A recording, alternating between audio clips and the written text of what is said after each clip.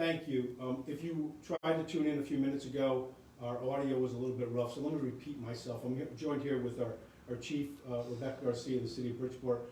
We wanted to share both details with you, ask for help, and bring people up to speed as to what's going on in the city of Bridgeport, understanding, as some have said, that counterparts in cities, chiefs and mayors across the country are also grappling with an increase in public safety issues with shootings.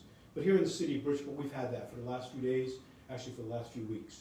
Last night, we had an incident transpire with a police officer and others that the chief can share some details on, limited details, because it had been turned over, as is appropriate under state law, to the state's attorney's office for their investigation anytime an officer discharges a weapon, as what happened last night. But on a broader perspective, we've had targeted incidents between individuals, some known individuals, some known to the department and law enforcement, and some known to others in the city and whereabouts. And we are doing everything we can to follow up on information and make arrests of those individuals. But at the same time, we need public support, not only for the department, but for what is right and what's just. And if you know or are party to information that can be helpful to apprehend and save a life, we need you to step up.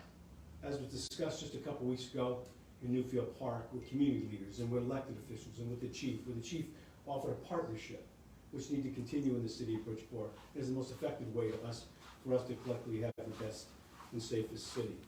But to that end, we are not only going to increase presence throughout the city, but in targeted areas with a real focus on apprehending individuals that we know are involved in, the word's been used, in retaliation, and could lead to more violence, that we're going to do everything we can with your help to prevent from happening. So you'll see the greater police presence out there. Welcome it. If it's in your neighborhood and throughout the city. And this will continue on.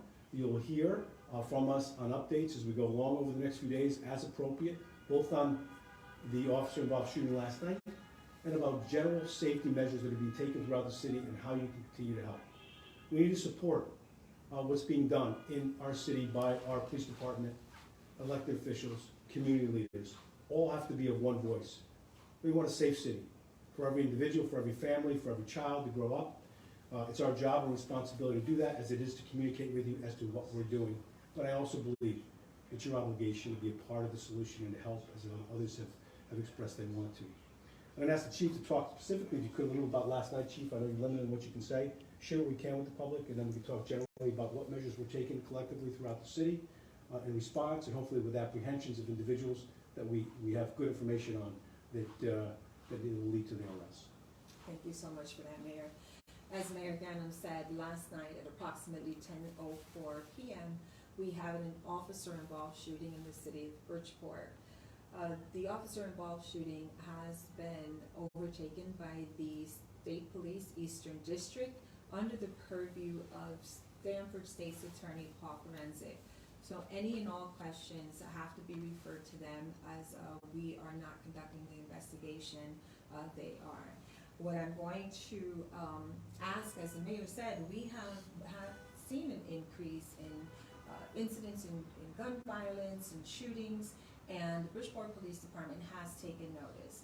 We are very in tune with the fact that our community some have reached out, but others have not, maybe because of fear, maybe because of retaliation. But we have to encourage you, I must encourage you, to please communicate with us so that together we can make a major difference in our city. What we have been doing is we have more police presence in some of the higher crime areas that we have seen based on call volume, based on incident volumes. We have our tips line, which is 203-576 tips, and I encourage you to please help us be able to combat the incidents that are happening in the city. As the mayor said, there's loss of life, there's people that get injured, and we have a responsibility to our community for safety and to our officers as well. So we look forward to continual working with our community and our leaders in the city to be able to impact a difference within the city. And I also want to thank not only every member, the chief, and every member of the Bridgeport Police Department, the members of the administration, the departments of support, but also the law enforcement. And I think the word needs to go out that we're not acting alone, that there's the strength of law enforcement that recognizes that violence will not be tolerated in any place, and we're not going to tolerate it in Bridgeport.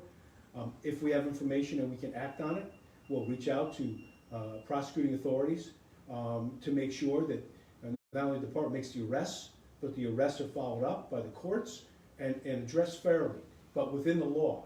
And carrying a gun illegally, shooting a gun, injuring, killing another person, obviously, not only is illegal, but will be punished to the extent that we can through the system. But we need your help.